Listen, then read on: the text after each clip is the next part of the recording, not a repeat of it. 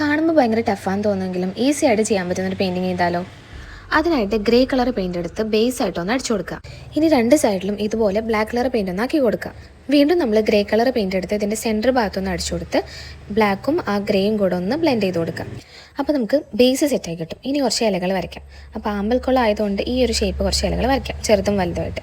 എന്നിട്ട് അക്രിലിക്കിൽ sap green ആട്ടോ ഞാൻ എടുത്തിരിക്കുന്നത്, അത് വെച്ചൊന്ന് ഫില്ല് ചെയ്ത് കൊടുക്കാം. ഇനി ആ പെയിൻറ്റ് ഡ്രൈ ആവുന്നതിന് മുന്നേ ആയിട്ട് കുറച്ച് യെല്ലോ പെയിൻ്റ് എടുത്ത് ഒരു സൈഡിൽ മാത്രം ഒന്ന് ബ്ലെൻഡ് ചെയ്ത് കൊടുക്കാം.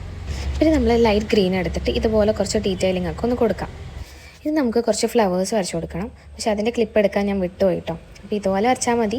പിന്നെ സെൻറ്ററിലായിട്ട് കുറച്ച് യെല്ലോ കളർ ഒന്ന് ഡോട്ട് ചെയ്ത് കൊടുക്കുക. പിന്നെ ആ യെല്ലോൻ്റെ താഴെയായിട്ട് ചെറുതായിട്ടൊരു ബ്രൗൺ കളർ ഒന്ന് കൊടുത്ത് ഒന്ന് ബ്ലെൻഡ് ചെയ്ത് കൊടുക്കുന്നുണ്ട്.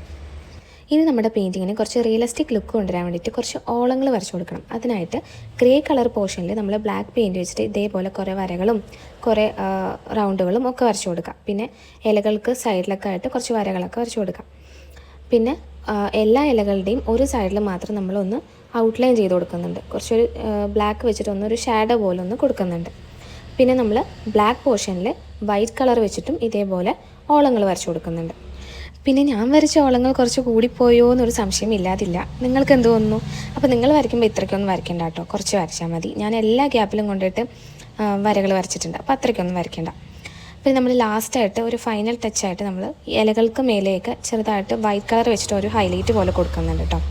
അപ്പോൾ അതും കൂടെ ചെയ്ത് കഴിഞ്ഞാൽ നമ്മുടെ പെയിൻറ്റിങ് കംപ്ലീറ്റ് ആയി. ഫൈനൽ ലുക്ക് കാണാൻ അടിപൊളിയാണ് കേട്ടോ, നല്ലൊരു റിയലിസ്റ്റിക് ലുക്ക് ഉണ്ടാവും. അപ്പോൾ ഇഷ്ടപ്പെട്ട എല്ലാവരും ഒന്ന് ട്രൈ ചെയ്ത് നോക്കുക. പിന്നെ ലൈക്ക്, കമൻറ്റ്, സബ്സ്ക്രൈബ് ഒന്നും മറക്കണ്ട, എല്ലാം ചെയ്തു.